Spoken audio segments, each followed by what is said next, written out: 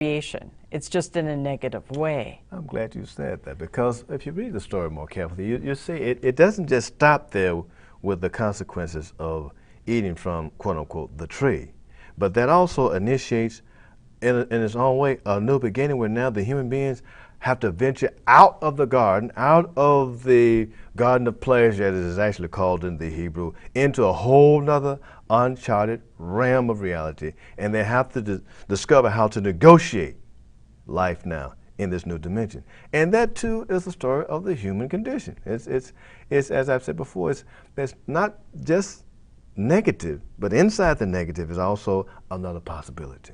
Mm-hmm. And that's why we must never give up on ourselves or on our innate oneness with regenerative power.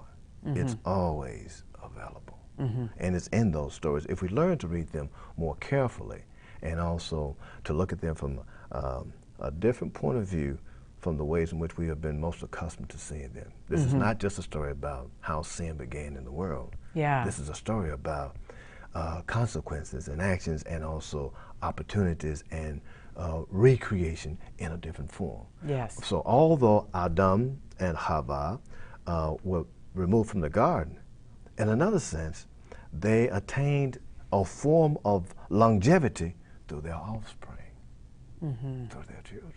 Mm-hmm. And don't we all? Mm-hmm. We live through our children.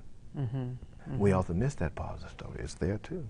Mm. So that's one of the gifts within this story, is that you yes. get to experience that longevity. That's exactly right. And also experiencing how the writer has crafted the story with such intelligence that he or she has embedded inside of what seems to be a tragedy also the seeds of hope. Yes. Mm. And evolution and growth. And wow, this is so different from many people define that whole fall from the garden as an explanation of why we're flawed and we'll always be flawed and we'll always be quote unquote, sinners. And that's only one style of interpretation. And unfortunately, it has been so pervasive, I would say, in the English-speaking, English-interpreting reality, because persons who have read the Hebrew, over centuries, have always had other ways of reading that story. And quite often, the clues are in the Hebrew. For example, that chapter 3 has something to do with a disclosure, because the word that is connected with, quote-unquote, the serpent, and with the opening of phrases in chapter 3 indicate, it's like a good novel, there's going to be something revealed about human nature here in this story. So if you know that in the very opening words in the Hebrew, this is going to be a really interesting and exciting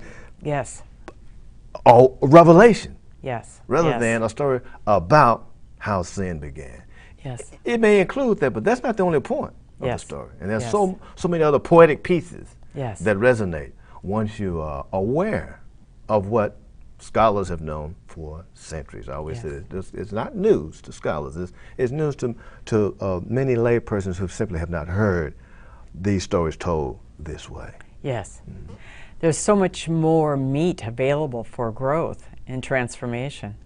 I think it's interesting when you look at different symbols in different indigenous cultures and so forth. Quite often, you see serpents or snakes as a symbol for transformation. Right. So when I started thinking about that in terms of this story, since you said that, let me say this. In chapter 3, actually, it's not a snake. That's a Latin word. That's a German word, and then serpent is a Latin word. Actually, the Hebrew is nachash. So if you look at the root for the word nachash, you discover that this is not a word for a serpent, but it's really a word for an oracle. An oracle. An oracle. Wow. So this being that Adam and the one who's going to be named Hava encounter is almost like a projection of their own desire. And that's why you have this line of interrogation. It's like the oracle said, well, what do you really think about what you've been forbidden to do? What do you really think about that? Do you know that if you partake of it, you'll be like the Elohim, it says in Hebrew, you'll be like the strong ones. And you will know, you will experience good and bad. And the question becomes, are these two individuals now prepared to assume the responsibility that Yes. comes with knowledge? See, it's not called the tree of good and bad. It's called the tree of the knowledge of good and bad. And anytime you have knowledge about anything in depth, and particularly if it's experiential knowledge, you know both the positive and the negative aspect of it. So it's a parable. Yeah. It's a parable about how certain forms of knowledge is acquired and the responsibility that comes with that, both good and bad. So you can remain innocent and not know, or only know in a certain way. Or you can venture into this experience and know what you did not know before. You see, that's just much deeper. And as I said before, it's not a serpent, it's nahash.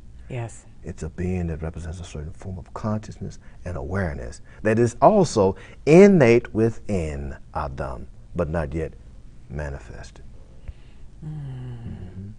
So assuming the position of always asking, what is seeking to emerge here? What is seeking to come into my experience Right.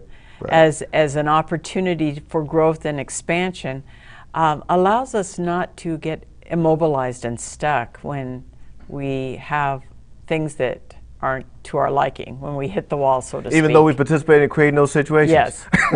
Of course, we don't want to own that part. That's We want right. to say, I'm a victim. That's the tree. Yeah, That's yeah. the tree, not me. Yeah, And see, this is yeah. another dimension when you begin to read the text as a very powerful allegory.